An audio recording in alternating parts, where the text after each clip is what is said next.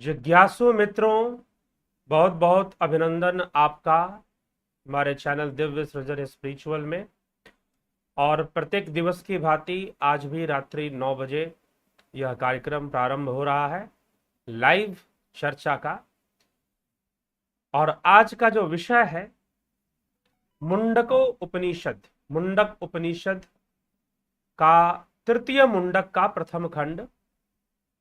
Title है एक वृक्ष पर दो पक्षी, ब्रह्म और जीव या आत्मा और जीव। सामान्यतः लोग ब्रह्म और जीव ही कहते हैं इस विषय पर कि वह दो पक्षी कौन है, ब्रह्म और जीव। तो चलिए आज इस विषय को समझेंगे। बहुत गूढ़ विषय है यह। क्या है? बहुत गूढ़ विषय है। और इसको लेकर मैंने कुछ महात्माओं और कुछ विचारकों के अलग अलग मत भी देखे हैं, अलग अलग मत भी मैंने पाए हैं। तो उन पर भी आज मैं चर्चा में उनको भी लूंगा कि उनका कहना क्या है और कैसे इस मत से एक विरोधाभास सा उत्पन्न होता है, उस पर भी आज थोड़ा सा विचार हम कर लेंगे। तो किस प्रकार से यह तथ्य है, विचारणीय है, विचार तो करना ही पड़ेगा इसके ऊपर। और क्या समझाने की, देखिए कोई नई बात समझाने की कोशिश वैसे तो इसमें नहीं की गई है, ठीक है, लेकिन कुछ विशेष फिर भी है। वह विशेष क्या है उसको जानना जरूरी है। तो चलिए चर्चा करें। आप सभी का बहुत बहुत अभिनंदन, अभिवादन, आप सबका स्वागत है इस कार्यक्रम में। जितने भी लोग आए हैं यहां पर, आगे हम जाते जाते आपके कमेंट्स जो भी हैं उस पर जरूर चिंतन मनन करेंगे। लोग क्या कह रहे हैं, क्या पूछ रहे हैं, उन सब पर, और कोरोना के ऊपर भी चिंतन मनन होगा। तो चलिए करते हैं। तो उपनिषदों के अंदर यह जो चर्चा आती है, मुंडक उपनिषद के तृतीय मुंडक के अंतर्गत इस चर्चा को लिया गया है। तो चर्चा कैसे प्रारंभ होती है, किस श्लोक से प्रारंभ होती है? तो प्रथम श्लोक जो है वह क्या कह रहा है उस पर हम पहले चिंतन करेंगे। तो कह रहा है कि द्वा सुपर्णा सयुजा सखाया समानम वृक्षम परिखस्व जाते तयोरन्यः पिपलम स्वाद्वत्य नशन्न्यो अभिचाकशीति। अर्थात सयुजा, एक साथ रहने वाले, द्वा सुपर्णा, एक साथ रहने वाले, परस्पर सखा भाव वाले, सखा भाव वाले दो पक्षी। सुपर्णा माने पक्षी, दो सुपर्णा, जिनको सामान्यतः लोग कहते हैं कि एक पक्षी जीव का प्रतीक है, एक परमात्मा का, ऐसा भी कहा जाता है। तो है कि नहीं है, ये आज हम विचार करें। तो सुपर्णा समानम वृक्षम परिखस्व जाते, एक ही वृक्ष का आश्रय लेकर रहते हैं। यह वृक्ष कौन सा है? यह वृक्ष हमारा शरीर है। यह वृक्ष कौन सा है? यह वृक्ष हमारा शरीर है, देह है ये। तो इसे देह का आश्रय लेकर रहते हैं, ऐसा कुछ लोग कहते हैं। तो वृक्षम परिशस्व जाते तयो अन्य पिपलम स्वादु अति, अर्थात कि एक जो है उस वृक्ष के फल का सेवन करता है, फल का स्वाद लेता है। कड़वे फल मिल गए तो कड़वा स्वाद आया, मीठे फल मिल गए तो मीठा स्वाद आया, खट्टे फल मिल गए तो खट्टा स्वाद आया। तो इस प्रकार से वह वृक्ष के फलों का स्वाद लेता है। और दूसरा स्वाद नहीं लेता है, दूसरा तो बस दृष्टा भाव से देखता है। तो कहा जा रहा है यहां पर कि एक तो उस वृक्ष के सुख दुख रूप कर्म फलों का स्वाद ले लेकर उपभोग करता है, और दूसरा ना खाता हुआ केवल देखता है, ना खाता हुआ केवल देखता है। इस प्रकार से वो खाता नहीं, केवल देखता है। अब आगे क्या कहा जा रहा है उस पर विचार करते हैं। अगले श्लोक में भी कुछ कह रहे हैं। तो द्वितीय श्लोक, समाने वृक्षे पुरुषो निमग्नो अनीशया शोचति मुह्यमानः जुष्टम यदा पश्यतेऽन्य मीशस्मस्य महिमानमेति वीत शोकः। पूर्वोक्त शरीर रूपी समान वृक्ष पर रहने वाला पुरुष अथवा वह जीवात्मा निमग्न, शरीर की गहरी आसक्ति में डूबा हुआ जो जीव है, असमर्थता रूप दीनता का अनुभव करता हुआ मोहित होकर शोक करता रहता है। जब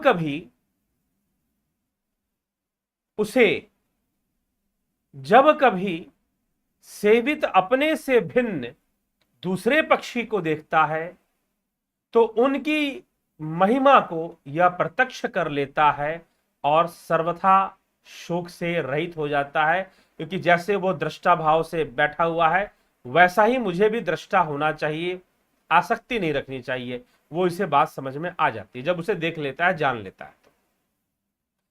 फिर तीसरे श्लोक में कहा जा रहा है, यदा पश्यते रुकम वर्ण कर्तारमीशम पुरुषम ब्रह्म योनिम तदा विद्वान पुण्य पापे विधूय निरंजन परमम साम्यमुपैति। अर्थात जब यह दृष्टा सबके शासक ब्रह्मा के भी आदि कारण संपूर्ण जगत के रचयिता ब्रह्म योनिम, जो ब्रह्मा की भी योनि है, महत ब्रह्म योनि, श्री कृष्ण भगवान ने श्रीमद् भगवद गीता में महत ब्रह्म योनि की चर्चा की है। तो जो ब्रह्मा आदि देवताओं का भी योनि है, वहां से जो सब उत्पन्न हुए हैं, तो उसके लिए यहां पर कहा जा रहा है ब्रह्म योनिम कर्तारम, संपूर्ण जगत के रचयिता दिव्य प्रकाश स्वरूप रुक्म वर्णम पुरुषम, परम पुरुष को पश्यते, अनुभूत कर कर उस समय पुण्य पाप दोनों को भली भांति हटाकर निर्मल हुआ वह ज्ञानी महात्मा सर्वोत्तम समता को प्राप्त कर लेता है, सम अवस्था को प्राप्त कर लेता है। उसे ही पराभक्ति प्राप्त होती है, जिसको कल भी चर्चा हुई थी पराभक्ति के ऊपर, ठीक है, उसको प्राप्त कर लेता है, इस प्रकार से कहा जा रहा है। तो चलिए चौथा श्लोक भी इसमें अब चर्चा में आ रहा है। तो लेकिन चौथे की चर्चा में हम ले अब इन दो पक्षियों को समझ लें कि भाई ये दो पक्षी हैं कौन, यह दो पक्षी कौन है, किसकी चर्चा यहां पर की जा रही है। क्या किसी दूसरे ग्रंथ में भी दो पक्षियों की चर्चा हुई है क्या? इस प्रकार से आपने कभी सुना हो कि दूसरे ग्रंथ में भी दो पक्षियों की चर्चा की गई हो? इसी प्रकार से सुना हो तो, याद हो, स्मरण हो तो बताइए आप। नहीं तो फिर आगे बढ़ते हैं, चर्चा करते हैं और समझते हैं कि दो पक्षी क्या है। देखिए अब यहां पर कुछ चर्चा करता, कुछ द्वैतवादी, कुछ लोग मिले जो कि ये कहते हैं इसी श्लोक का आधार लेकर कि एक जीव है, एक ब्रह्म है, एक जीव है, एक परमात्मा है, और ये दो अलग अलग चीजें हैं, ये दोनों कभी एक नहीं हो सकते, ना कभी एक हैं, क्योंकि उनको द्वैतवाद प्रमाणित करना होता है। तो मुंडक उपनिषद का आधार लेकर उनके तथाकथित गुरु जी लोग ऐसा समझा देते हैं। लेकिन मुंडक उपनिषद, एक बात ध्यान रखिएगा, मुंडक उपनिषद 3 भाग में है और दूसरे भाग में मैंने स्वयं आपको पढ़कर सुनाया है कि ब्रह्म और संसार, ब्रह्म और जीव का क्या संबंध बताया, ब्रह्म और भावनाओं का क्या संबंध बताया, अग्नि और अग्नि की लपटें, जैसे अग्नि है और अग्नि की अनेकों लपटें हैं, वो उठती हैं और अग्नि में ही समाहित हो जाती हैं। जैसे समुद्र और समुद्र की लहरें, समुद्र की लहरें समुद्र से ही बनती हैं, समुद्र से ही उठती हैं, अलग से दिखाई देती हैं, समुद्र के सौंदर्य को बढ़ा देती हैं, रोमांच को बढ़ा देती हैं। सी शो जिसे हम कहते हैं, सी शोर लोग जाया करते हैं बीच पर घूमने के लिए, तो बढ़ा देती हैं और फिर समुद्र में ही समा जाती, कहीं और नहीं जाती, समुद्र में ही समा जाती हैं। फिर मुंडक उपनिषद में एक और उदाहरण लिया गया, मकड़ी और मकड़ी के जाल का, एक और उपमा ली गई। तो मकड़ी और मकड़ी के जाल की उपमा ली गई, जैसे मकड़ी जो है अपने मुख से ही जाल बुनती है और फिर अपने ही उसको खा जाती है, जाल को अपने अंदर समेट लेती है। यह भी उदाहरण लिया गया, यह भी उपमा लिया गया। तो अगर आप जीव और ब्रह्म को अलग अलग अस्तित्व देकर मानेंगे और कहेंगे कि नहीं ये कभी एक नहीं है, तो पीछे की जितनी भी बातें हैं मुंडक उपनिषद में झूठी हो जाएंगी। फिर मुंडक उपनिषद में पीछे की सारी बातें झूठी साबित होंगी। तो इसका मतलब यही हुआ ना कि हमने अपने मर्जी से कोई श्लोक उठा लिया, उसकी अपनी अलग व्याख्या कर दी। यही तो गड़बड़ होता है। और सुनने वाला सोचता है कि अरे ये तो शास्त्र से बता रहे हैं, ये तो उपनिषद से बता रहे हैं, ये गलत नहीं बता रहे हैं। इसीलिए आवश्यकता पड़ जाती है कि सही से पढ़ा जाए, सही से अध्ययन किया जाए। इसीलिए यहां पर उद्देश्य क्या है? जो उपमा सिर्फ उपमा ही होती है। अगर आप किसी को उपमा दो, भाई चांद जैसा सुंदर है, कुछ भी हो जाए चांद तो नहीं है ना, चांद तो नहीं है ना। और वास्तव में अगर चांद भी होता तो फिर आपके अंदर वो सुंदरता ढूंढते नहीं आप, वो तो बहुत दूरी पर बैठा हुआ है तब सुंदर नजर आ रहा है।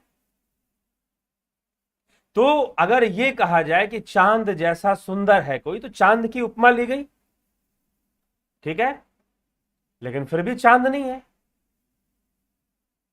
तो वैसे ही यहां दो पक्षी वास्तव में नहीं है, लेकिन किसी विशेष बात को समझाने के लिए, जैसे सब कुछ ब्रह्म से उत्पन्न होकर ब्रह्म में ही समाता है, ब्रह्म से परे कुछ भी नहीं है, इस बात को समझाने के लिए अग्नि और अग्नि के लपटों की उपमा ली गई, मकड़ी के जाल की उपमा ली गई मुंडक उपनिषद के अंदर ही,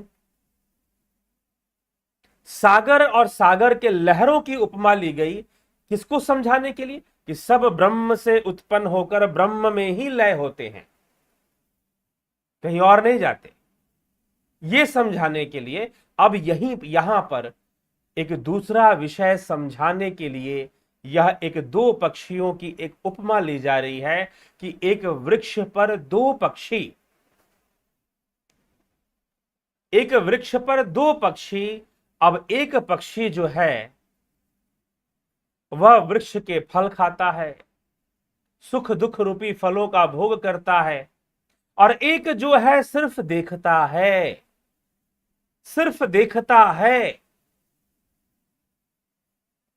अगर आप अगर पुराने जुड़े हुए हैं इस चैनल से, योग सूत्र की व्याख्या अगर आपने सुनी है, तो कैवल्यपाद की व्याख्या में एक वीडियो है, मैंने पहले भी शेयर किया है। क्या वीडियो है? कि दो दृष्टा हैं, दो दृष्टा हैं, और उसमें चित्त को बताया गया कि वो दृष्टा भी है और दृश्य भी है। अब ये दो दृष्टा योग सूत्र के अंदर महर्षि पतंजलि ने दो दृष्टा बताए हैं।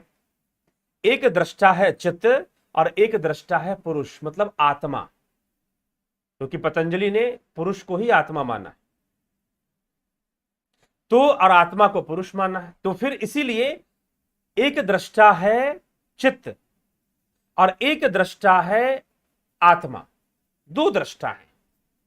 यही दो पक्षी हैं, जीव और आत्मा दोनों को मिला दो तो जीवात्मा, जीवात्मा।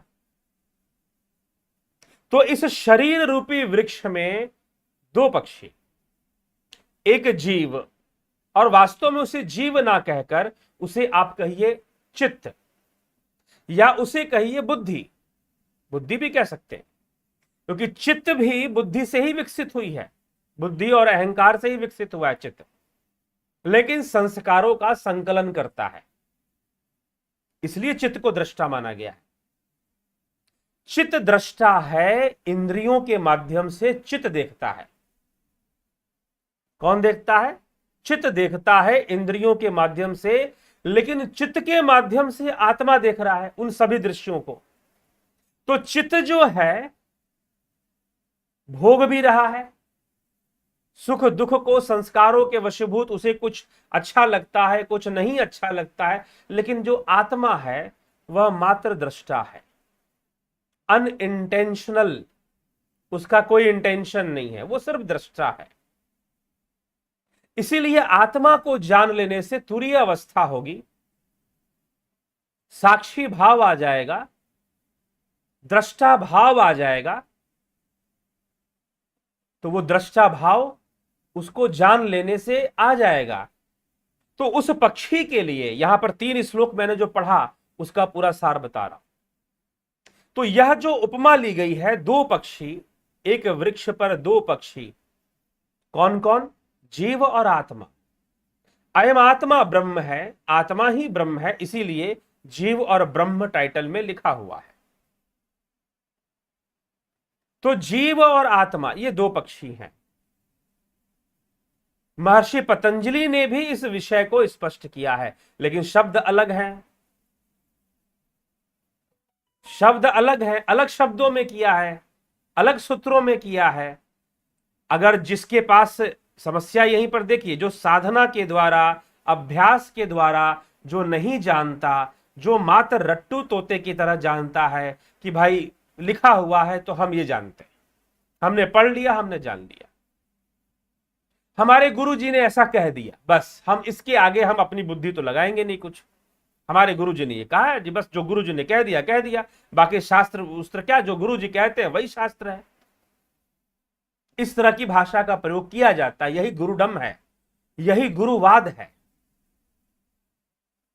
हम उपनिषदों को नहीं हम जानते, हम योग सूत्र नहीं, हमारे गुरु जी ने तो ये कह दिया, बात खत्म। बात वही वाली बात की गुरु जी ने कहा कि भाई प्रत्येक जीव में परमात्मा है। वो गया मार्केट में घूमने के लिए, पागल हाथी मिल गया उसे, पटक के मारा पागल हाथी ने उसको, क्योंकि उसको तो हाथी में भी परमात्मा दिख रहा था।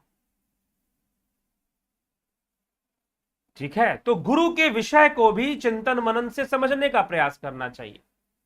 और जो गुरु इस प्रकार से समझाने में लगे हैं कि नहीं, मैं कहता हूं कि सूरज पश्चिम से निकलता है तो गुरु की वाणी है तो मान लो, वो तो अपने शिष्यों को बर्बाद कर रहे हैं, सीधी सी बात है, उनका जीवन बर्बाद कर रहे हैं। तो इसीलिए मुझे कुछ ऐसे महानुभाव मिल गए कि हमारे गुरुजी ने यही समझाया, बाकी मुझे नहीं पता, और यही सत्य है, अड़े रहो जाओ। ऐसे लोगों को मैं ब्लॉक कर देता। ठीक है जी। मैंने पूछा कि कुछ जाना है, साधना किया? बोले कि हाँ बताया, साधना कर रहा हूं, बताया है गुरुजी ने, लेकिन मेरे अनुभव में नहीं आया। लेकिन जब अनुभव में नहीं आया तो मैं उन्हीं की बात तो सत्य मानूंगा ना। थोड़ा अध्ययन कर लो, शास्त्रों को भी थोड़ा समझ लो, ऐसे समझ में नहीं आएगा। तो इसीलिए यह 2 दृष्टा वाली बात महर्षि पतंजलि योग ने भी योग सूत्र में कर दिया, योग सूत्र में भी यह मिला हुआ है बात। तो 2 है ना, जीव और आत्मा दोनों मिल गए, जीवात्मा हो गए। तो आत्मा सिर्फ दृष्टा है, दृष्टा भाव रखता है, बस और कुछ नहीं। क्या सही क्या गलत, क्या सुख देने वाला क्या दुख देने वाला, उसको मतलब नहीं। और यह जो चित्त है, यह बाहर देख रहा है इंद्रियों के माध्यम से, कुछ पसंद आ रहा है, कुछ नापसंद आ रहा है, ये चल रहा है उसके साथ, गुणों के वशीभूत। जैसे गुणों के वश में है, वैसी चीजें उसे पसंद आती हैं और वैसी चीजें उसे पसंद नहीं आती हैं। वो कर्मों का फल भोग रहा है। यह जो व्यवस्था है, जीव क्या है? आप पूछते हो ना जीव क्या है, यह व्यवस्था ही जीव है। भैया मोबाइल फोन क्या है? मोबाइल फोन क्या है बता दो? कोई एक ही व्यक्ति तो चलाता है ना इसको, कोई एक ही सिस्टम तो इसमें काम करता है ना, लेकिन कोई एक चीज नहीं है ये कई चीजों की असेंबलिंग है। क्या है? कई चीजों की असेंबलिंग है जो एक ही बिजली से चल रही है। वैसे ही जब आप कहते हो कि जीव क्या है, तो जीव भी एक असेंबलिंग है, कई चीजों को असेंबल किया गया है। बुद्धि, अहंकार, त्रिगुणी माया, कर्म, संस्कार, वृत्तियां, चित्त वृत्तियां, चित्त, पंचभूत, ज्ञानेन्द्रियां, कर्मेंद्रियां, तन्मात्राएं, इन सब को मिलाकर जो भोगता है वो जीव है। ठीक है, तो अगर कोई इसका केंद्र बिंदु होता है, हर चीज का होता है केंद्र बिंदु, मदरबोर्ड केंद्र बिंदु बनता है ना, कंप्यूटर का, आपके मोबाइल का प्रोसेसर जो होता है केंद्र बिंदु, जो उसकी जो उसको कलेक्ट करके रखता है, उसको बनाकर रखता है, तो वैसे ही अहंकार हमें बनाकर रखता है। अहंकार रक्षा करता है इस जीव की। अहम भाव, ठीक है, तो यह चीज है, तो यह हमें समझना है। तो इसीलिए एक दृष्टा है, एक भोक्ता है। जब भोक्ता दृष्टा को देख लेगा ना, भोक्ता क्या करेगा, दृष्टा को जान लेगा, भीतर ही भीतर, कहीं बाहर नहीं, शरीर के भीतर ही तो है ना सब। तो जब दृष्टा जब भोक्ता, जो भोक्ता पक्षी है, दो पक्षी, भोक्ता और दृष्टा, जीव और आत्मा, चित्त और पुरुष, कॉन्सेप्ट क्लियर कर लीजिए। तो यहां पर दृष्टा और भोक्ता के भाव से यह उपमा लिया गया है दो पक्षी का, यह ध्यान रखिएगा। और वहां पर ब्रह्म और सृष्टि के भाव से मकड़ी का जाल, अग्नि की लपटें, समुद्र की लहरें, यह उपमा किस भाव से लिया गया है, सृष्टि भाव से, कि सृष्टि कैसे हो रही है। ब्रह्म का विवर्त है सब कुछ, ब्रह्म ही अनेक रूप धारण कर रहा है, ब्रह्म ही समुद्र की ऊंची छोटी लहरें बन रहा है और मनोरंजन का कारक बन रहा है।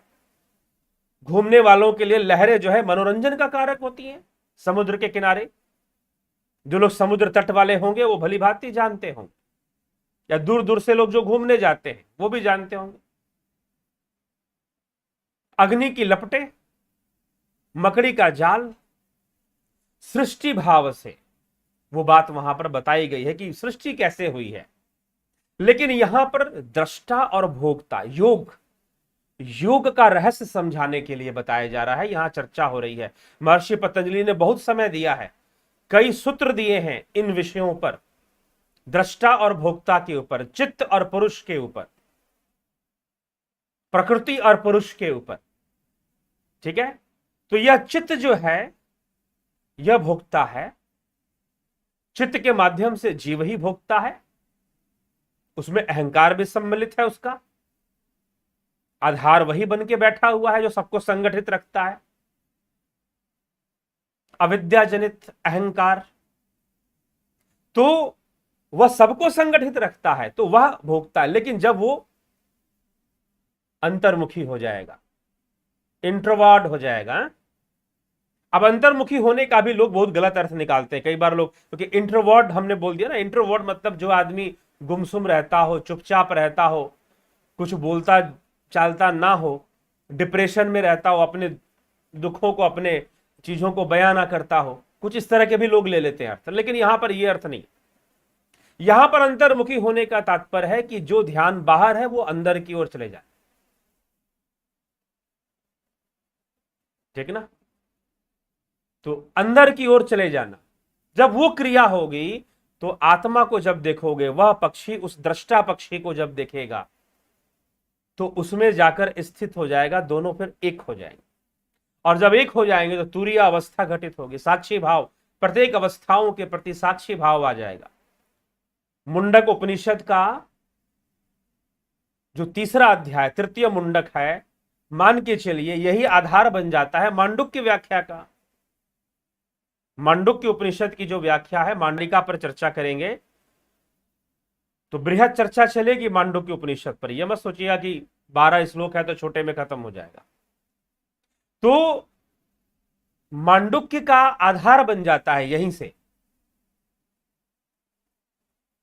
तो यह विषय है, इसको समझना है। तो दृष्टा और भोक्ता को समझाने के लिए दो पक्षियों का उदाहरण लिया गया, और इसीलिए तीसरे श्लोक के अंतर्गत जो बात कही गई यहां पर, यदा पश्यते रुक्म वर्ण कर्तारमीशम पुरुषम ब्रह्म योनिम तदा विद्वान पुण्य पापे विधूय निरंजन परमम साम्यमुपैति। अर्थात जब यह दृष्टा सबके शासक ब्रह्म आदि के कारण संपूर्ण जगत के रचयिता दिव्य प्रकाश रूप उस पुरुष को प्रत्यक्ष कर कर देखता है, उस समय पुण्य पाप दोनों को भली भांति हटाकर निर्मल हुआ वह ज्ञानी सर्वोत्तम समता को प्राप्त कर लेता है। ठीक है, समझ गए? तो जब वो अंतर्मुखी हो जाता है, उसकी दृष्टि यहां से हटनी शुरू हो जाती है। देखिए, समता किसको चाहिए? जो पहला वाला है वह तो सिर्फ मात्र दृष्टा है ना, उसको तो सिर्फ दृष्टा कहा गया। दूसरा भोक्ता है, दृष्टा भोक्ता दोनों है, दो पक्षी है ना यहां पर। तो पहला पक्षी क्या कहा गया कि एक साथ रहने वाला, सखाया, परस्पर सखा भाव रहने वाला। ठीक है, एक साथ। द्वा सुपर्णा सयुजा सखाया समानम वृक्षम परिशश्व जाते तयोरन्य पिपलम स्वाद्वत्य नशनन्यो अभिचाकशीति। अर्थात एक साथ रहने वाला, सयुजा जुड़वा, सयुजा मतलब जुड़वा, परस्पर सखा भाव रखने वाले, यह दो पक्षी मतलब एक साथ मिलजुल कर ये लोग चलते हैं। लेकिन इनमें जो एक है वह क्या है? दृष्टा और भोक्ता दोनों है, और दूसरा जो है मात्र दृष्टा है। दूसरा जो है मात्र दृष्टा है। तो आत्मा और जीव, इन दोनों का जोड़ा ही जीवात्मा है। ठीक है, तो अब यहां पर एक बात यहां पर ये भी आ जाएगी ना। एक महात्मा जी तो मुझको ऐसे भी मिले जो ये बता रहे थे कि यह जो वृक्ष है यह संसार है, यह वृक्ष संसार है, उसमें यह ब्रह्म और जीव रहते हैं। ब्रह्म की शक्ति चारों तरफ काम करती है, कुछ इस तरह से। वो अपनी ही पता नहीं कहां से कौन सा अर्थ टीका उन्होंने निकाल लिया और उसको सुना रहे थे। बड़ी हैरानी हुई कि क्या क्या लोग बोलने वाले हैं, क्या क्या लोग कहने वाले हैं। इसीलिए यह दो पक्षी, अगर आप अब एक बात बताओ, उपमा दिया गया है दृष्टा भोक्ता, इन दो को समझाने के लिए उपमा लिया गया है। लेकिन अगर इसी को सब कुछ मान लोगे, उपमा कभी सब कुछ नहीं हो जाती। मैंने वही कहा ना, उपमा देना, जैसे कि चांद, चांद सा मुखड़ा, चांद सा मुखड़ा है लेकिन चांद तो किसी भी हालत में नहीं है। ठीक है, तो समझाने के लिए यहां पर ब्रह्म को एक पक्षी के रूप में बताया जा रहा है, लेकिन वो ब्रह्म तो है नहीं ना। ब्रह्म तो ब्रह्म ही है, वो तो सर्वव्यापी ही है। लेकिन इस श्लोक को पढ़ेंगे तो ऐसा लगेगा नहीं कि भाई दो पक्षी एक जैसे, एक ही आकार के, एक ही जैसे देखने में, जुड़वा टाइप के, तो इसका मतलब कि एक ही हो गए। फिर जो एक नहीं हो गए, ब्रह्म जीव कभी एक ना हो सकते। ठीक, एक होंगे जब जीव का कैवल्य होगा, जब चित्त का लय हो जाएगा तो जीवत्व ही नहीं रहेगा, मोक्ष होगा वहां पर। तो जैसे सागर की लहरें उठती हैं, दौड़ती हैं, उछलती हैं, फिर बाद में सागर में ही समा जाती हैं, वैसे ही जीवत्व है, वैसे ही जीवत्व है। तो यह विषय इस प्रकार से पहले समझना चाहिए, तब आगे चलिए। अब हम आगे बढ़ते हैं, अब चौथे श्लोक पर चलते हैं, देखते हैं क्या कहा जा रहा है उसमें। कह रहे हैं, प्राणो हेश यह सर्वभूतैर विभाति विजानन विद्वान भवते नातिवादी आत्म क्रीड आत्मरति क्रियावानेश ब्रह्म विदाम वरिष्ठः। यह ही प्राण है जो सर्वभूते सभी प्राणियों के द्वारा प्रकाशित हो रहा है। जानने वाले ज्ञानी अभिमान पूर्वक बढ़ बढ़कर बातें करने वाला नहीं होता। जो जानने वाले होते हैं वो अतिवादी नहीं होते, बढ़ बढ़कर बातें करने वाले नहीं होते हैं। क्रियावान यथा योग्य भगवत प्रत्यर्थ कर्म करता हुआ सबके आत्मरूप अंतर्यामी परमेश्वर में क्रीड़ा करता है। आत्म क्रीड़ा, आत्मा में वह क्रीड़ा करता है, आत्मा में वो रमन करता है। आत्मरति ही, सबके आत्मा अंतर्यामी में ही वह रमण करता है। आत्मरति ही, यह शब्द प्रयोग किया गया। आत्म क्रीड़ा, आत्मा में ही, मतलब वह पक्षी जो वृक्ष के फल खा रहा है और वो फल खाना छोड़कर क्या करेगा, और जिसने फल खाना छोड़ा, समता का भाव ले आया, वही तो ज्ञानी महात्मा है। वो व्यर्थ में अभिमान पूर्वक इधर उधर की बातें नहीं करता, अपनी विद्वता नहीं झाड़ता, वह तो बस अपनी आत्मा के साथ खेलता है। मतलब वह जो दूसरा पक्षी बैठा है ना, जो दृष्टा है, उस पर उसका ध्यान जाएगा और फिर वो सोचेगा कि भाई ये इतना शांत क्यों है, यह इतना निर्मल क्यों है, यह इतना स्वच्छ क्यों है। जब वृक्ष से फल गिरते हैं तो यह उड़कर दौड़कर खाता क्यों नहीं है, फिर भी स्वस्थ रहता है। मैं तो नहीं मिलता है तो रोता हूं, मिल जाता है तो हंसता हूं। मेरी तो यह स्थिति है, मेरी तो यह स्थिति है, मेरे व्यक्तित्व में तो यह भाव है।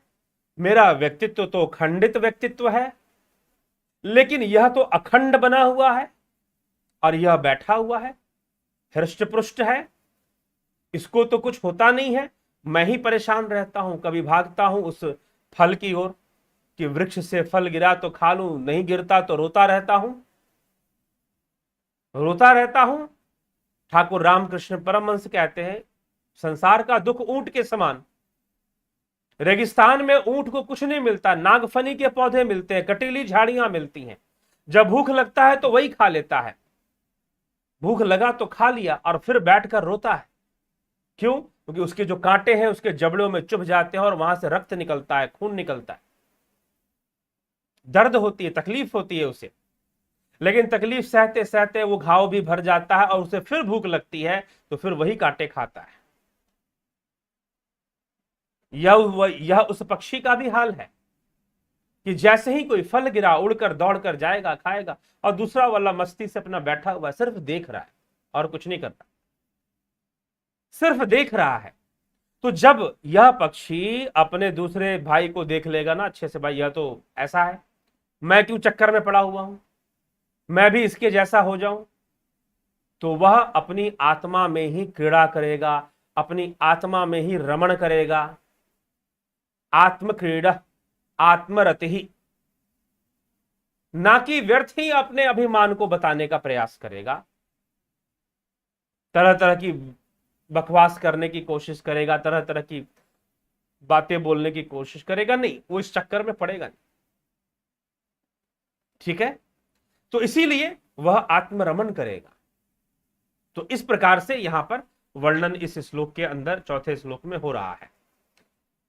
पंचम श्लोक आगे समझाते हुए क्या कहता, सत्येन लभ्यस्तपसा हेष आत्मा समय ज्ञानेन ब्रह्मचर्येन नित्यम अंतः शरीरे ज्योतिर्मयो ही शुभ्रो यम पश्यन्ति यतयः क्षीण दोषा। यह अंतः शरीरे ही, शरीर के भीतर ही प्रकाश स्वरूप परम विशुद्ध परमात्मा निसंदेह अंतः शरीर के भीतर ही, कहीं हमसे बाहर नहीं, हृदय में जो विराजमान है, हृदय गुहा में ज्योतिर्मय, यह जो ज्योतिर्मय शुभ्र है, परम विशुद्ध आत्मा। क्या शब्द का प्रयोग हुआ है? आत्मा शब्द का प्रयोग हुआ है, लेकिन टीकाकार महोदय ने उसे टीका में परमात्मा लिख दिया। लेकिन श्लोक क्या कहता, सत्येन लभ्यस तपसा हेष आत्मा। अभी तक तो जहां पर भी मैंने परमात्मा शब्द का प्रयोग किया है, या तो मैंने खुद से किया है या वहां टीकाकार महोदय ने लिखा है। शब्द तो दो ही मिलते हैं उपनिषदों में, ब्रह्म या आत्मा, और दोनों पर्यायवाची के रूप में प्राप्त होते हैं। ठीक है, तो यहां पर क्या कहा जा रहा है, सत्येन लभ्यस तपसा हेष आत्मा सम्यक ज्ञानेन ब्रह्मचर्येन नित्यम। यह अंतः शरीर, शरीर के भीतर के ही ज्योतिर्मय शुभ्र आत्मा निसंदेह सत्य भाषण से, तप से, ब्रह्मचर्य आदि का अभ्यास करते हुए यथार्थ ज्ञान से ही सदा लाभ होने वाला था। कि अभ्यास, ध्यान योग करते हुए, निरंतर अभ्यास करते हुए आप उस आत्मा वाली अवस्था में, जिसको तुरीय अवस्था मांडुक्य उपनिषद में कहा गया है, दृष्टा भाव जिसे कहा गया, साक्षी भाव, उसके साथ आप एक हो जाएंगे। सब प्रकार से दोष से रहित होकर यत्नशील साधक, निरंतर अभ्यासशील साधक, यत्नशील, यतयः क्षीण दोषाः यतयः, परिपक्वता आ जाना, बाण का तीक्ष्ण हो जाना, जो हमने प्रणव धनुष पर ध्यान का बाण चढ़ाने की बात जो कल की थी ना, कल का विषय क्या था, प्रणव धनुष पर ध्यान का बाण चढ़ाओ।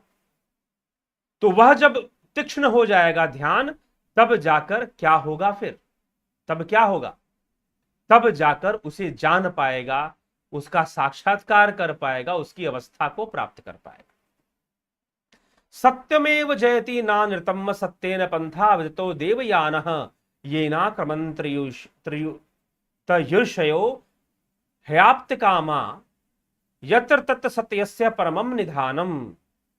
सत्य की हमेशा विजय होती है, सत्यमेव जयते। यह जो मंत्र है ना, सत्यमेव जयते, कई जगह पर सरकारी जगहों पर लिखा रहता है। पुलिस के ऑफिस में चले जाओ, मंत्रियों के ऑफिस में चले जाओ, क्या लिखा हुआ मिलेगा, सत्यमेव जयते। कहां से लिया गया है, मुंडक उपनिषद से ही लिया गया है, मुंडक उपनिषद से लिया गया है। न्यायालय में चले जाओ, कोर्ट वगैरह में आप चले जाइए, भारत के जो कोर्ट, जो न्यायालय होता है, वहां चले जाइए, कोर्ट हाउस वगैरह में, तो वहां पर भी आपको सत्यमेव जयते लिखा होगा, बोर्ड मिलेगा, लिखा होगा सत्यमेव जयते। सत्यमेव जयते कहां से लिया गया है, मुंडक उपनिषद से ही लिया गया है। तो यहां पर कहा जा रहा, सत्यमेव जयति नानृतम सत्येन पंथा विदितो देवयानः येनाक्रमन् तयुर्षयो ह्याप्त कामा यत्र तत् सत्यस्य परमम निधानम।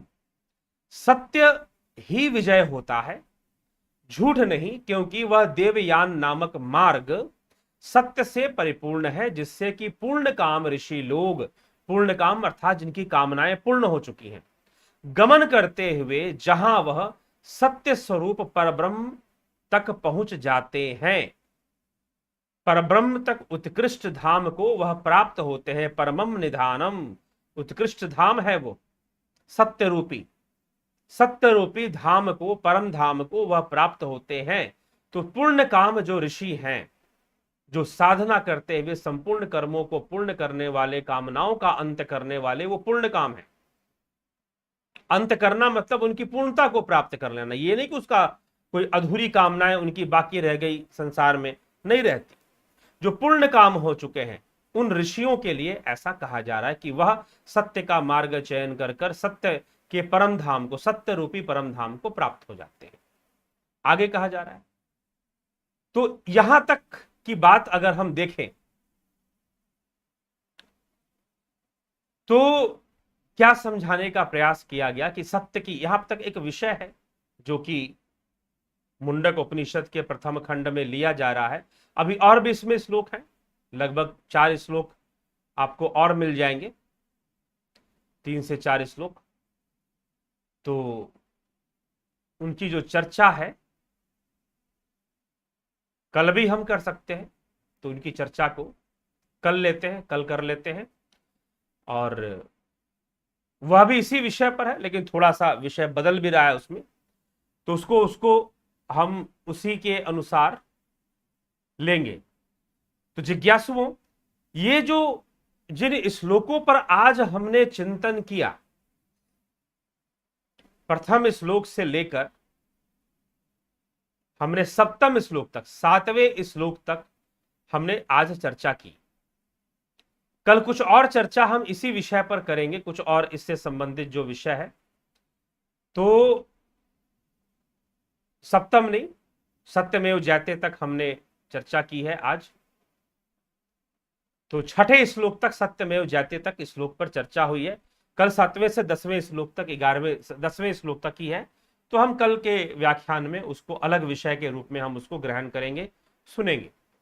तो सत्य का धाम क्या है, सत्य का मार्ग कौन सा है, कल्याण का मार्ग कौन सा है, जीव की स्थिति क्या है, वास्तव में जीव किस स्थिति में है, उसको समझाने के लिए यह 6 श्लोक मुंडक उपनिषद के तृतीय मुंडक के प्रथम खंड में लिखे गए। जीव की स्थिति क्या है, 2 पक्षी हैं, यद्यपि आत्मा ही मुख्य है, क्योंकि उसी के सकाश से सब कुछ हो रहा है, उसी के सकाश से सब कुछ चल रहा है, इसलिए मुख्य तो वही है। परंतु समझाने के लिए कहा गया कि भाई दो पक्षी हैं, एक तो सिर्फ देखता है और एक देखता भी है, भोगता भी है, सुख दुख का भोग भी कर रहा है। तो महर्षि पतंजलि ने चित्त और पुरुष के रूप में इसको लिया है कि दो दृष्टा हैं, पुरुष भी दृष्टा है, चित्त भी दृष्टा है, लेकिन दोनों को देखने देखने में अंतर है। चित्त जो है भोक्ता भी है, दृष्टा भी है, पुरुष मात्र दृष्टा है। इस प्रकार से वर्णन योग सूत्र में मिल जाता है।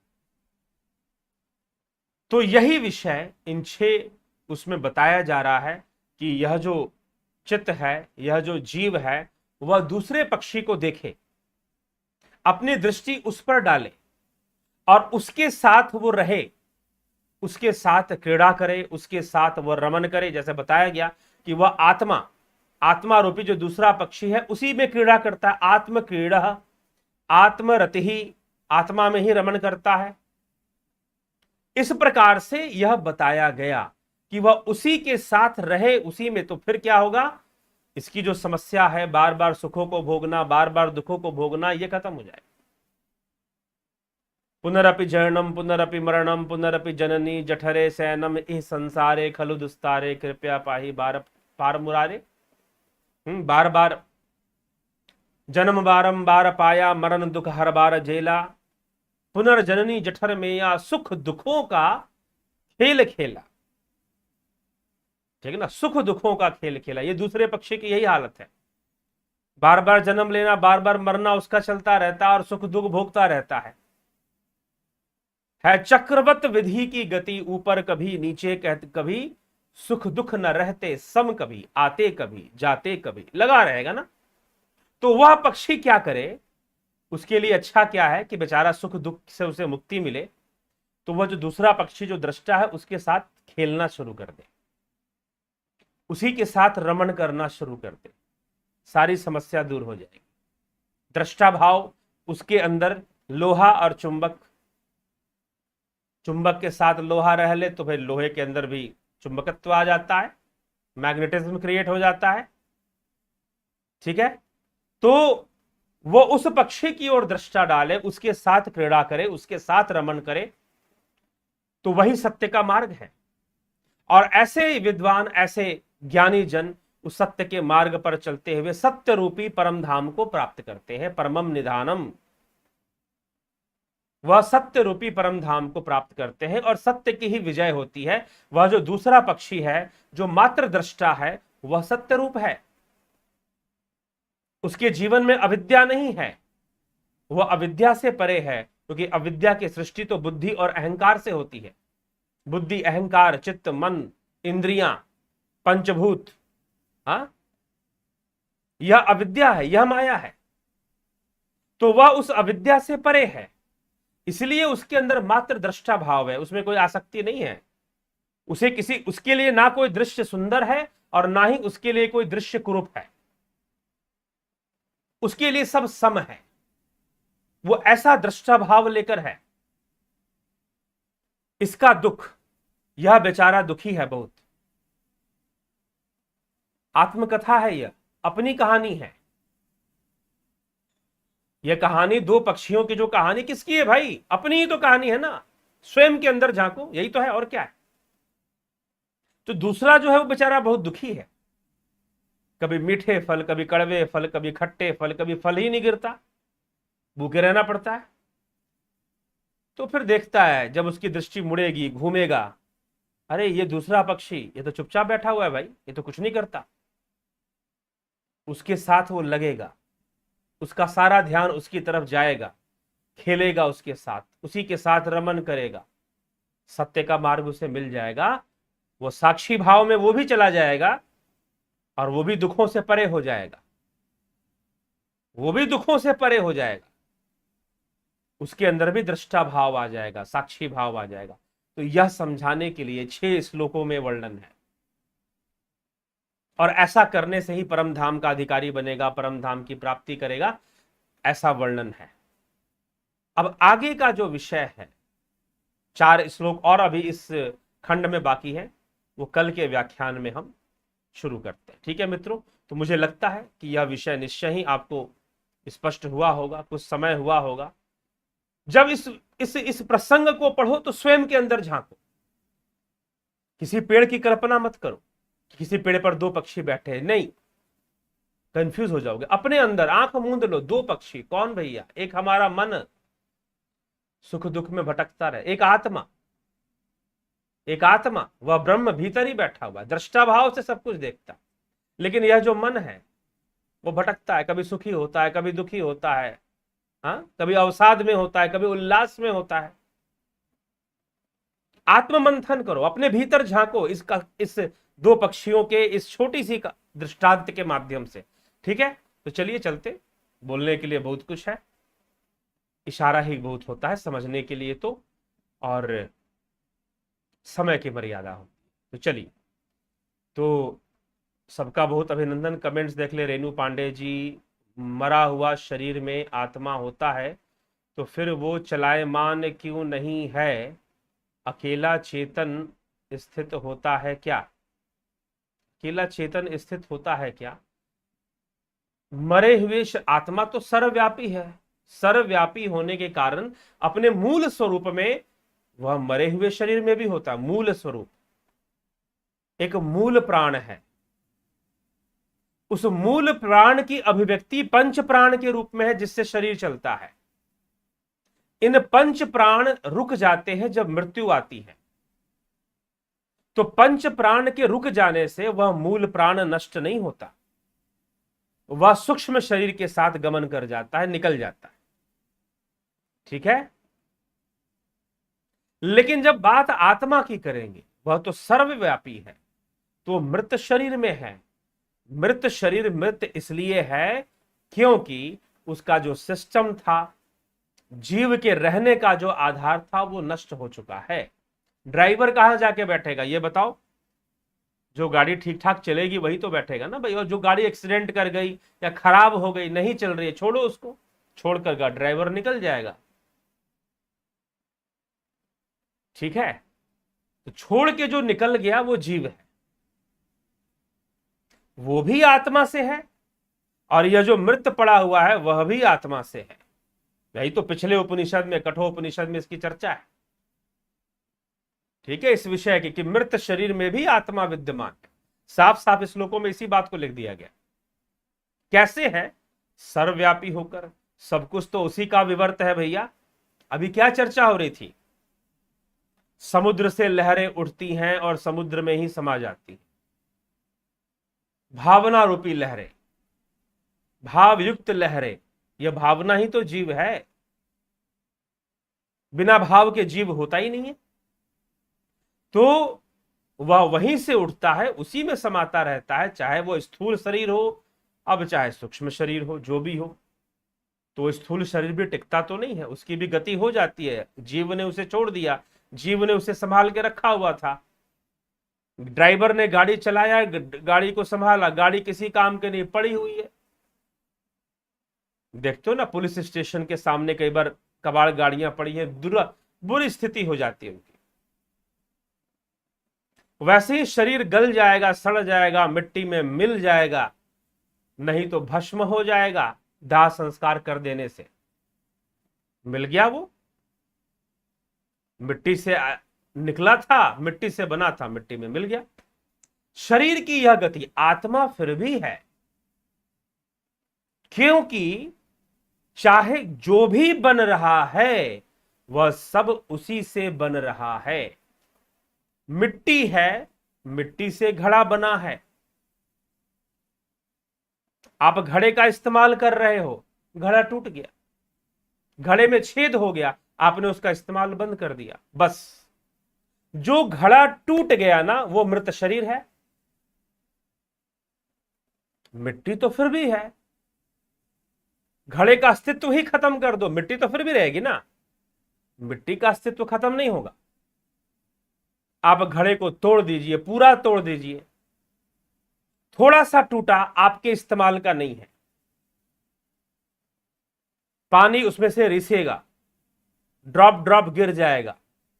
वैसे ही जब यह शरीर जीव आत्मा के लिए, जीव के उपयोग का नहीं रहता, इसमें कुछ खराबी आ गई, कोई बीमारी लग गई, कुछ हो गया, अब वह जीव के उपयोग का नहीं है, तो जीव बाध्य होकर इस देह का त्याग कर देता है। लेकिन वह मूल तत्व जिससे सब कुछ बना है वह तो है। ठीक है, जो घड़ा फूट गया, अब उसमें पानी तो नहीं जाएगा ना, लेकिन घड़ा तो फिर भी है, फूटा हुआ है, उसको और फोड़कर खत्म कर दो ताकि उसके प्रति आसक्ति खत्म हो जाए। इसीलिए दाह संस्कार कर दिया जाता है मृत शरीर का। अब आप जब बात आत्मा का लेंगे, ब्रह्म का लेंगे, तो ब्रह्म कौन है? वह मिट्टी ही ब्रह्म है। यहां पर यह भी मैं उपमा दे रहा हूं समझाने के लिए, वह मिट्टी ही ब्रह्म है। हर अवस्था में मिट्टी रहेगी, हर अवस्था में मिट्टी तो रहेगी ही रहेगी। आप घड़े को तोड़ दो, उसको तोड़कर उसको उस मिट्टी को गीला कर कर कुछ और बना लो, मिट्टी तो फिर भी है, मिट्टी का नाश नहीं हुआ, मिट्टी नष्ट नहीं होने वाली। तो तत्व रूप में वह ब्रह्म सर्वव्यापी है, मृत शरीर में भी है, सब जगह है। ठीक है, पानी पानी है, तालाब का पानी, नदी का पानी, तत्व तो पानी है ना भाई, तत्व तो एक ही है। उसका जो फॉर्मेशन हुआ है एक ही तत्व से हुआ है, तो वह एक ही तत्व है ब्रह्म, जिससे सब कुछ सृष्ट है, ऐसा कहा गया है। और इस आधार पर कहा गया है कि मृत शरीर में भी आत्मा है।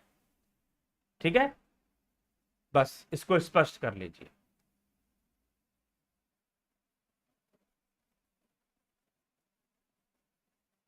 एक पर्सनालिटी अनूप कुमार भट्ट जी, राजू पाल, जगत नारायण, माधुरी कोले जी, सबका अभिनंदन। मफत लाल पटेल जी, प्रणाम गुरु जी। गॉड एक पर्सनालिटी और सनातन ब्रह्म बियॉन्ड पर्सनालिटी है। हिंदू ब्रह्म और ईश्वर का भेद ना करते हुए ईश्वर को ही पर्सनालिटी रूप में ही पूछते हैं, तो वे ब्रह्म साधना के लिए कैसे प्रेरित होंगे? सही बात है, गॉड इज अ पर्सनालिटी। ठीक है, इसीलिए ईश्वर इज नॉट गॉड, भगवान गॉड नहीं है, भगवान खुदा अल्लाह नहीं है, ईश्वर भी खुदा अल्लाह नहीं है। Because they have given him personality, they have called him heavenly father. Brahman is not heavenly father, आत्मा इज नॉट हेवनली फादर, आत्मा इज ओमनी प्रेजेंट। ठीक है, वह तत्व है सर्वव्यापी, उसी के सकाश से सब बनता है, खत्म होता है और उसी में लीन होता रहता है। तो आपने उसे भाव दे दिया, क्या भाव देना गलत है? लेकिन जैसी भाव दोगे वो देवता हो गया। मैं पहले कई बार बता चुका हूं, देवता भाव रूप है, देवता शब्द रूप है। ठीक है, देवता शब्द रूप है, देवता भाव रूप है, और जो ब्रह्म है वह तो भावातीत है, शब्दातीत है। ये कई बार कहा जा चुका है, तो इस प्रकार से इसको समझना चाहिए। तो इसीलिए कल ही कोई पूछ रहा था कि भाई हमें अंतर ध्यान में होना पड़ेगा बाइबल को समझने के लिए, कुरान को नहीं। बाइबल कुरान तो एक हेवनली फादर की बात करती है, जो उन्हें नरक में दोजख में भेजेगा, जन्नत में भेजेगा, हेवन में भेजेगा, हेल में भेजेगा। ठीक है, वो यह सब करेगा, लेकिन ब्रह्म यह सब कुछ नहीं करता, इन सब चीजों से मतलब नहीं रखता ब्रह्म। ठीक है, गोपाल शर्मा जी, महेश राम पिस्ता जी, गोपाल शर्मा जी, रचना जी, राम निवास मीना जी, अजित भाई पटेल, भरत पटेल, बलवंत सिंह गोहिल, वैजनाथ कुशवाहा, प्रणाम। एक जीवन का दो पक्षा होता है, कृपया और कारका बताएं। जीवन का दो पक्षा होता है, स्पष्ट थोड़ा सा नहीं है। तो जय शंकर, ओम नमः शिवाय, बम बम हरे हर। रजनेश बर्फानी जी, चंदन जना जी, गुरु जी प्रणाम। मैं एक अलग बात पूछता हूँ, कोरोना जैसा खतरनाक बीमारी और कैंसर जैसा मरण बीमारी ब्रह्मा से प्रकाश है क्या? ब्रह्म से प्रकाश है क्या? अपना सृष्टि को नाश करने के लिए क्यों ऐसा बीमारी लेके आया? सब कुछ ब्रह्म से ही है, ब्रह्म के सकाश से ही सब कुछ है, इसीलिए सृष्टि और प्रलय निरंतर ही हो रहा है। परंतु बीमारी आया तो मनुष्य को सामर्थ्य भी तो उसी ने दिया है बीमारियों से बचने का। कोरोना क्या है? आज बोल रहे हैं ना कि आप कोरोना है, कोरोना है। एक उपाय मैं बता देता हूं, जल नेति किया करो। जल नेति, और ना हो सके जल नेति समझ में ना आए तो हल्का सा गुनगुना, बहुत हल्का सा गुनगुना सा पानी, कोशा पानी जिसको कहते हैं, कटोरी में ले लो, पात्र में लो, धीरे धीरे नाक से पियो उसे। मैं स्वयं पीना बीच में काफी लंबे समय से बंद था, शुरू कर दिया है मैंने पीना इसको। बहुत व्यक्तित्व में बहुत अंतर आएगा आपके, बहुत सारी चीजों में परिवर्तन आना शुरू होगा। श्वास नली हमेशा साफ रहेगी, क्लियर रहेगी। जीवन, ये कैंसर जैसी बीमारी, कोरोना जैसी बीमारी, मेडिकल साइंस के इतना विकास करने के बाद बीमारियां ऐसे कैसे आ जा रही हैं?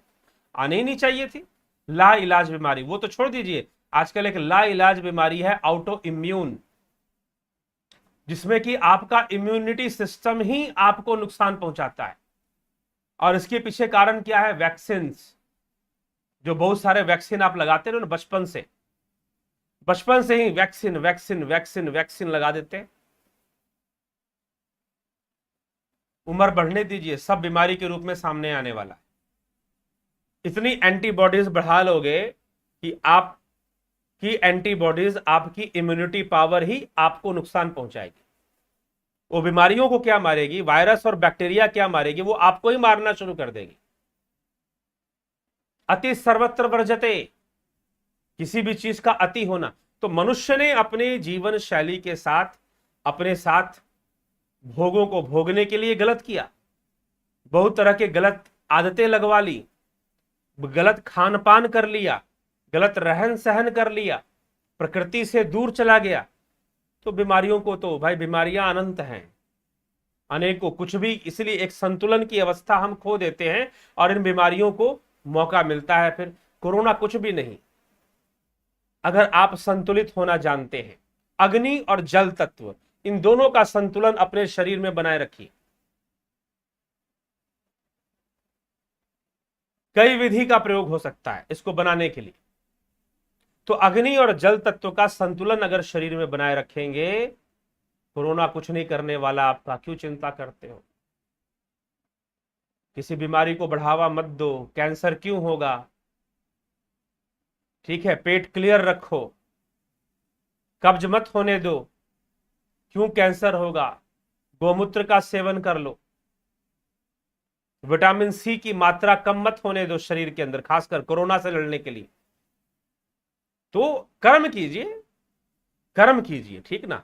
लेकिन हुआ क्या कि पिछले साल ज्यादा कुछ हुआ नहीं, तो यहां के लोगों ने सोचा कि अब तो कुछ होगा ही नहीं, 2021 तो बड़े अच्छे से गुजर जाएगा। उन्हें क्या पता था कि खतरा, यह जो शत्रु है, पहले तो हमें, एक होता है ना चाणक्य नीति, है? क्या यह कोरोना भी चाणक्य नीति जानता है? तो चाणक्य नीति क्या कहती है कि शत्रु को परास्त करना है तो कुछ देर के लिए शत्रु को यह एहसास दिला दो कि तुम उसका कुछ बिगाड़ोगे नहीं, और जैसे ही शत्रु निश्चिंत हो जाए उस पर आक्रमण कर दो। ऐसे ही कोरोना ने आक्रमण कर दिया और कुछ नहीं हुआ है। लोग निश्चिंत हो गए कि भाई कोरोना गया, 2020 गया और कोरोना गया। लोग निश्चिंत हो गए, और जैसे ही निश्चिंत हो गए, लापरवाहियां शुरू हो गई, गलत खान पान शुरू हो गया। मेंटेन किया लोगों ने। जब मार्च के महीने से शोर हुआ, फरवरी के महीने से शोर हुआ 2020 में, तो लोगों ने मेंटेन करना शुरू कर दिया अपने आप को, मास्क लगाना, लॉकडाउन, प्रॉपर लॉकडाउन फॉलो किया गया, सब हुआ। उसका फल भी मिला, उसका लाभ भी मिला। तो लोगों ने सोचा कि भैया 2020 गया, कोरोना गया, कोरोना कुछ ना बिगाड़ पाया 2020 में, अब कुछ नहीं, अब तो खुल्लम खुल्ला घूमो। कौन मास्क पूछता है? मास्क लगाना, तो मास्क पर से लोगों का विश्वास उठ गया। मास्क पर से लोगों का विश्वास उठ गया कि कोई मास्क लगाने की जरूरत नहीं है। दिल्ली में क्या हुआ, लोगों ने मास्क लगाना बंद कर दिया, अपना वही खान पान, होटलों का खाना पीना, पिज्जा बर्गर और लगे रहे हैं। ठीक है, तो वही सब अपना खान पान फिर बिगाड़ना भी लोगों ने शुरू कर दिया। अरे कुछ नहीं होता, कोरोना वरोना कहाँ कुछ हुआ, 2020 बीत गया, अभी तक तो कुछ हुआ नहीं। जबरदस्ती का लॉकडाउन लगवाया गया, सरकार ने अपने स्वार्थ में लगवा दिया। जबरदस्ती मास्क पहनने के लिए कह रहे हैं, कुछ नहीं होता, कहां कुछ हो रहा है, नहीं हो रहा, नहीं हो रहा, होना शुरू हो गया। ठीक है, अब जो भी आप बहाना मानिए, कहिए जो भी कहना है उसके लिए। तो इसीलिए योग को अपनाइए, यौगिक क्रियाओं को अपनाइए, ध्यान आदि क्रियाएं कीजिए, भोजन का एक नियम बनाइए। हो सके तो रात्रि भोजन में सिर्फ सब्जियां ही खाकर रह जाइए, या फिर, और वैसे भी रात्रि का जो भोजन होता है वो कोशिश करना चाहिए जल्द से जल्द हो जाए। 10 बजे खा रहे हैं, 11 बजे खा रहे हैं, 12 बजे खा रहे हैं,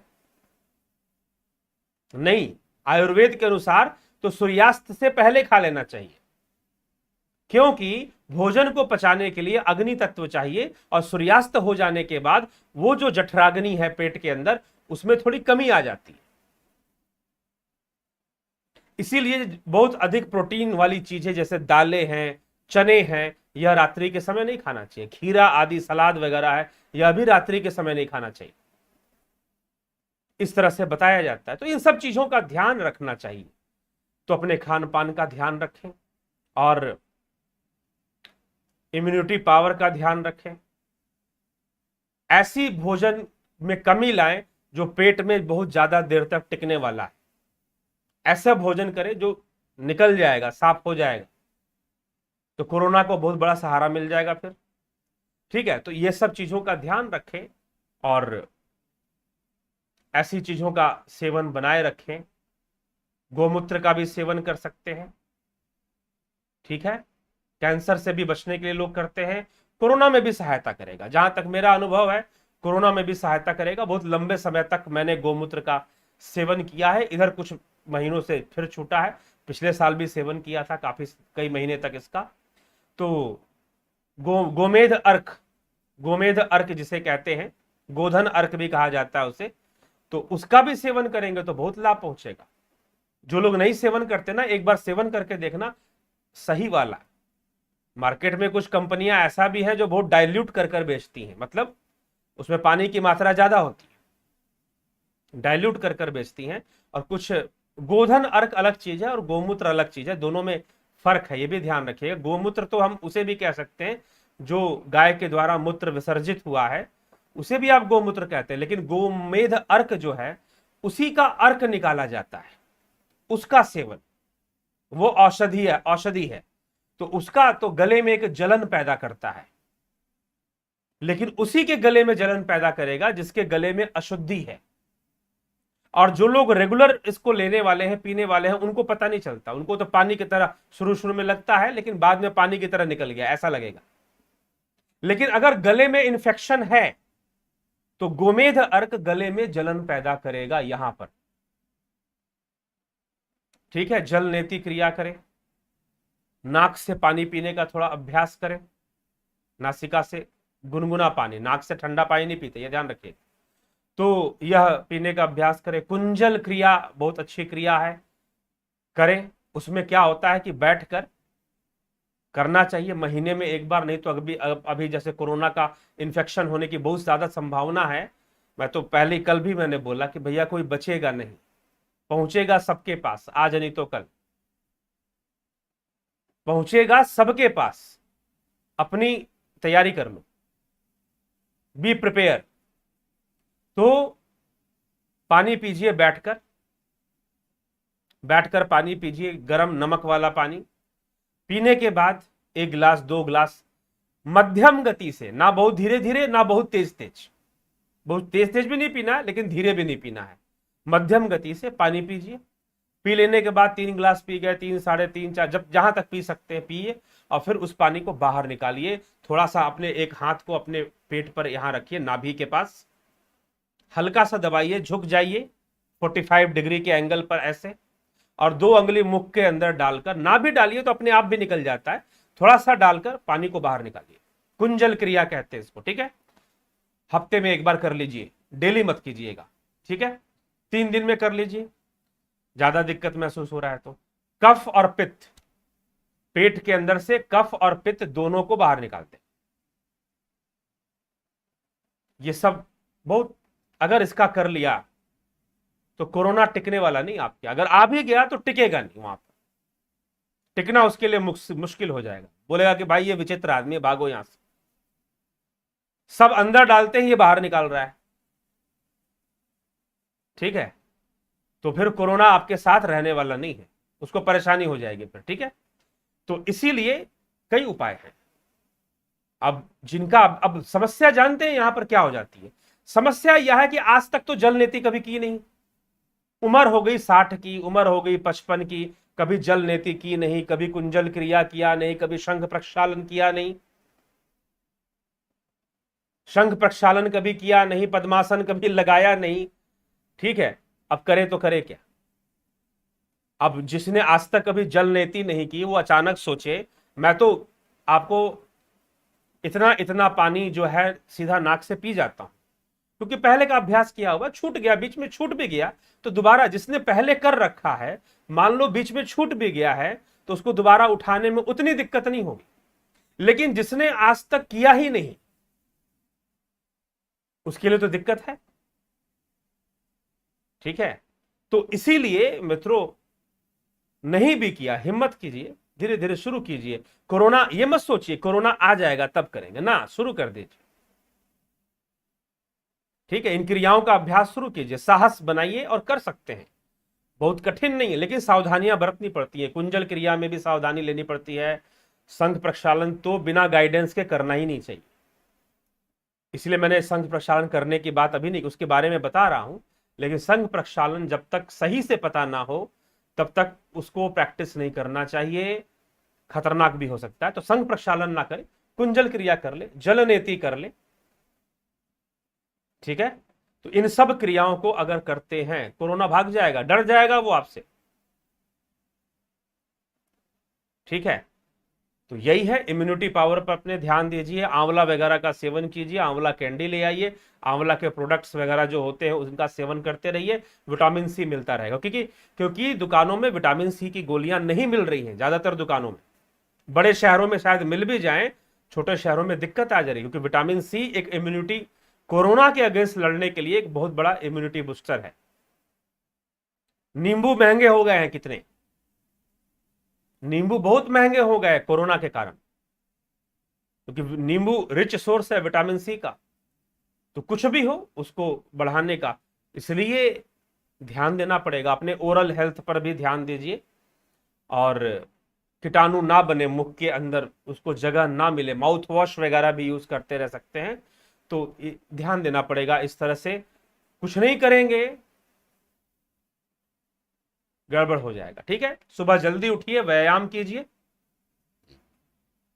व्यायाम के साधन रखे हैं, ट्रेडमिल वगैरह रखे हैं, उसका प्रयोग कीजिए, ठीक है। तो यह सब है, मनुष्य के से बड़ा कौन, ठीक। तो चलिए, कमलेश उपाध्याय जी, राजेश यादव जी, ज्योति दत्ता जी, भूप सिंह खीचर जी, माला शर्मा जी, गोपाल शर्मा जी, वसुदेव राठौर जी। गोपाल शर्मा जी क्या कहते हैं, गुरुजी मगर उस उपमा में ऊपर की डाल पर बैठा पक्षी और निचले डाल पर बैठा पक्षी का क्या, कहां ऊपर नीचे भैया, एक जुड़वा पक्षी एक साथ बैठे हुए हैं, एक स्वभाव वाले, ठीक। परम धाम कैसा है और क्या परम धाम से भी आगे कुछ है, हमने तो नहीं सुना आज तक कैसा है, मतलब कि उससे आगे भी कुछ है ना, तो गीता में बताया गया है कि उससे आगे कुछ है। नेशन टॉक अपनाई बिल्कुल सही व्याख्या की है, ठीक है जी, अभिवादन है आपका वसुदेव राठौर जी। निर्बीज समाधि के बाद क्या, कुछ भी नहीं, कोई बचा नहीं बताने वाला। गुरुदेव का शरण में प्रणाम, जयंती भाई पटेल जी, अभिवादन आपका। ज्योति बधे, ओम नमः शिवाय। निरंजन विक्रम राणा, गोपाल शर्मा जी, मगर इस भौतिक जगत में जिसकी विजय होती है वही सत्य कहलाता है। भौतिक जगत में कहलाता है ना, भौतिक जगत में कहलाता है, ऐसे नहीं कहलाता, ठीक है। और अंत में विजय भी सत्य की ही होती है, उसमें भी अंततः। तो हम हैं तो ही हमारी छाया है। इसीलिए तो सामर्थ्यवान बनने के लिए क्यों अर्जुन को कहा गया युद्ध कर, निष्काम भावना से ही कर, लेकिन कर।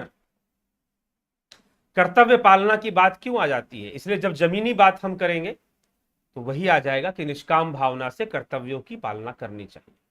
ठीक है, ये कहीं योग ये शिक्षा नहीं देता कि आप अपने सामर्थ्य को ना बढ़ाएं। आप अपने सामर्थ्य, अपने मनोबल को, अपने आत्मिक सामर्थ्य को, अपने शारीरिक सामर्थ्य की भी रक्षा करें, उसकी भी वृद्धि करें, उसका भी वर्धन करें। संभव हो तो सामाजिक सामर्थ्य की भी करें, क्योंकि हाँ, यह सत्य बात है कि योगी अपने सामाजिक सामर्थ्य पर ध्यान नहीं देते, लेकिन अगर योग बल उनके अंदर जागृत होता है तो वह भी उनसे दूर नहीं रहेगा। ठीक है, तो यही चीज है। हेमराज बैरवा, हम हैं तो हमारी छाया है, परमात्मा है तो सब कुछ है। मनीष श्रीवास्तव, बुद्ध धर्म आत्मा को नहीं मानता, तो क्या आत्मा नहीं होती गुरु जी? चेतना को तो मानता है, चित्त को तो मानता है। आत्मा की व्याख्या तो पतंजलि ने भी नहीं की है, चित्त की ही व्याख्या की है। ठीक है, तो बौद्ध में अपना अपना है, शून्यवाद है, और फिर विज्ञानवाद है, फिर बाह्यवाद भी है, जिसमें कि बाह्य अस्तित्व को लिया माना गया है। ये अलग अलग। आपने कहा कि बुद्ध आत्मा को नहीं मानते, या बौद्ध मत आत्मा को, बुद्ध तो इस चक्कर में ही नहीं पड़ते, आत्मा वाले चक्कर में, वो तो साधना की विधि बताते हैं। लेकिन बाद में उनके व्याख्याकारों ने, नागार्जुन, वसुबंधु, दिगनाग, ये ऐसे कई धर्म कीर्ति आदि जो आचार्य हुए बाद में, तो उन्होंने जो विज्ञानवाद, शून्यवाद जो ले आया, तो शून्यवाद में तो चित्त को भी नहीं माना गया, चेतना को भी नहीं माना गया, कुछ नहीं है, चेतना भी कुछ नहीं। ठीक है, और विज्ञानवाद में चित्त को माना गया है। तो ये अलग अलग व्याख्या और आपसी संघर्ष भी था। बौद्ध विचारधारा में आपसी विवाद था बहुत ज्यादा। हीनयान की विचारधारा, महायान की विचारधारा में तो भयंकर विवाद था। ठीक है, तो यह भी है। इसीलिए ऊपर ऊपर की बातें नहीं, जब हम वास्तव में बौद्ध दर्शन का अध्ययन करेंगे तो वह विवाद मिलता है। इसलिए बौद्ध दर्शन को समझना भी थोड़ा कठिन हो जाता है, उस पर अध्ययन का, क्योंकि विवाद ज्यादा होगा तो अध्ययन ज्यादा करना पड़ेगा। तो यह विषय आता है। चलिए, कभी क्या है प्रत्युत समुत्पाद, क्या है बाह्य अनुभववाद, बाह्य अनुभववाद, हाँ, बाह्य अनुभववाद, शून्यवाद, विज्ञानवाद, ये सारी चीजें चलती हैं। तो बाह्य अनुभववाद क्या कहता है बौद्ध में, शून्यवाद क्या कहता है, विज्ञानवाद क्या कहता है, ये अलग अलग विषय। हाँ, मूल रूप से आत्मा शब्द का प्रयोग नहीं होता है, यह कह सकते हैं, लेकिन आर्य शब्द का प्रयोग होता है, आर्य। ठीक है ना, सर्वप्रथम बौद्धों को ही आर्य कह के मुख्य रूप से उस युग में बौद्धों को, बौद्ध भिक्षुओं को आर्य कहा जाता था। इसलिए आर्य नागार्जुन, आर्य दिगनाग, आर्य वसुबंधु, ऐसे इनके नाम लिखे जाते हैं, आचार्यों के नाम। ठीक है, तो अब एक प्रश्न और उठ जाता है कि आर्य आए कहां से थे? तो ये लोग अपने नाम के आगे आर्य शब्द क्यों जोड़ लेते थे? क्योंकि बुद्ध तो मूल निवासी थे। एक विचारक मुझे मिले, बोले कि बुद्ध मूल निवासी थे, आर्य बाहर से आए थे। मैंने कहा, चार आर्य सत्य क्या है फिर? बुद्ध ने मूल निवासियों का सत्य दिया था या आर्यों का सत्य दिया था? तो उसे चार आर्य सत्य क्यों बोलते हो? तो सोच में पड़ गए कि इतना गहराई से सोचा नहीं। कुएं का मेंढक कहां सोचेगा? कुएं का मेंढक उतना ही सोचेगा जितना उसको सोचने के लिए कहा गया। तो कूप मुंडकों से, हाँ, यह जो है मंडूकों से, मुंडक नहीं, मंडूक, कूप मंडूकों से यह दुनिया भरी पड़ी। ठीक है ना, और वही फिर तलवारें उठाते हैं, हिंसा फैलाते हैं, इस धरती को नरक बनाने में लगे रहते हैं। चलिए, कोई बात नहीं, आगे चलते हैं। संकल्प का अर्थ क्या है? श्रुति चैनल, भारती पटेल जी, किशोर चोपड़े जी, संकल्प का अर्थ क्या है? गोल सेटिंग करें या नहीं, या भी प्रकृति कराएगी? प्रकृति कराएगी, प्रकृति ही करा रही है। अगर आप कोई गोल सेट करते हैं तो वह भी प्रकृति ही करा रही है, सत्य तो यह है। अगर आप कोई गोल सेट भी कर रहे हैं तो प्रकृति के प्रभाव में ही कर रहे हैं भाई। ठीक है, प्रकृति के गुणों के वशीभूत ही कर रहे हैं, वो प्रकृति ही आपको गोल सेट करने के लिए विवश कर रही है। यह भी प्रकृति कराएगी क्या? प्रकृति कराएगी क्या? अगर मान लो कि चोर है, उसको चोरी करना है, उसने अपना गोल सेट कर लिया, मुझे चोरी करना, किसने करवाया? प्रकृति ने करवा दिया। प्रकृति के तमोगुण ने, रजोगुण ने करवा दिया, और वो चल पड़ा उस तरफ चोरी करने के लिए। ठीक है, तो किसी को कुछ भी करना है, किसी को ताकत हासिल करना, हमको आईएएस ऑफिसर बनना, हमको पावर आ जाएगा, रुतबा आ जाएगा, मेरे पास लाल बत्ती वाली गाड़ी आ जाएगी। अब तो नहीं आती, सरकार ने बैन लगा दिया, बात अलग है, लेकिन ऐसी भावना है उसकी। गोल सेट कर लिया उसने। Nature is giving you idea to set this goal. ठीक है, तो प्रकृति तो करवा रही, और कौन करवा रहा है? ऐतरेय उपनिषद कब होगा? अभी टाइम है, समय है, अभी तो मांडुक्य बाकी है। तो कुंजल क्रिया कैसा होती है गुरुजी? बता दिया, दोबारा रिपीट करके सुन ले वीडियो, बताऊंगा तो लंबा समय, 1 घंटा 16 मिनट वैसे ही हो चुका है। आशुतोष कुमार, गुरुजी क्या योग में ऐसी कोई क्रिया है जिसके माध्यम से सहजता से निर्बाध रूप से ब्रह्मचर्य का पालन किया जा सकता है? देखिए, ब्रह्मचर्य को लेकर बहुत सारी बातें हैं। ठीक है, और ब्रह्मचर्य वाली, अब ब्रह्मचर्य आप किसे समझते हैं? योग में क्रियाएं तो हैं, लेकिन पिछले जो संस्कार हैं, और मुख्य रूप से 4 वृत्तियां, आहार, निद्रा, भय, मैथुन, सब जीव के अंदर है। काम तो करेगा ही करेगा, नहीं करने का प्रश्न नहीं। वास्तव में ब्रह्मचर्य में बहुत सारी चीजें आती है। ब्रह्मचर्य में क्रोध ना करना, अहिंसा का पालन करना, ये सारी चीजें ब्रह्मचर्य में निहित होती हैं, ध्यान रखिएगा। और ब्रह्मचर्य वास्तव में ब्रह्ममय आचरण, जैसे ब्रह्म सम अवस्था में है। जैसे अभी आपने सुना ना कि एक वृक्ष पर 2 पक्षी, एक सुख दुख भोगने वाला, एक सम अवस्था में दृष्टा भाव से रहने वाला। यह जो सम अवस्था में रहने वाला व्यक्ति है, वही ब्रह्मचारी है। तो ब्रह्ममय आचरण ही ब्रह्मचर्य है। सुख दुखे समय कृत्वा लाभा लाभो जया जयो, यह ब्रह्मचर्य है। मात्र आप वीर्य को रोककर अगर यह कहते हैं कि ब्रह्मचर्य हो रहा है, तो जी नहीं, फिर ब्रह्मचर्य नहीं है। तो ब्रह्मचर्य की परिभाषा पहले सुधार लीजिए। पूर्ण रूपेण ब्रह्मचर्य क्या है, उसको समझ लीजिए, फिर बात कीजिए। कृष्ण ब्रह्मचारी थे, भागवत महापुराण का यही तो रहस्य, कृष्ण ब्रह्मचारी थे। केन उपनिषद, प्रश्नोपनिषद में क्या पीछे वर्णन आया कि मर्यादा पूर्वक रात्रि के समय भी जो इस प्रकार से रहता है गृहस्थ जीवन में, स्त्री पुरुष का जो प्रसंग है, रात्रि के समय जब वो मर्यादा में करता है, तो वो भी ब्रह्मचर्य के समान है। इस प्रकार से भी कहा गया उपनिषदों के अंदर, वो भी ब्रह्मचर्य के समान उसे बताया गया। तो इसीलिए जब आप प्रश्न करते हैं ब्रह्मचर्य के बारे में, तो ब्रह्मचर्य का कॉन्सेप्ट लेकर क्या बैठे हुए हैं, बस वह इंपॉर्टेंट है। अगर नेगेटिव कॉन्सेप्ट लेकर बैठे हुए हैं, लिमिटेड कॉन्सेप्ट लेकर बैठे हुए हैं, तो हानिकारक है, हानिकारक है। मैं ऐसे ऐसे ब्रह्मचारियों से मिला हूं जिन्होंने एक बूंद भी कभी अपने जीवन में ना गिराया होगा। वो इसका दावा करते हैं, अब गिराया ना गिराया उनके वो जानते सही से, लेकिन वो ऐसा दावा करते हैं। लेकिन मैंने उनको चिल्लाते हुए देखा है, उनको क्रोधाग्नि में जलते हुए देखा है, कुंठा से ग्रस्त देखा है।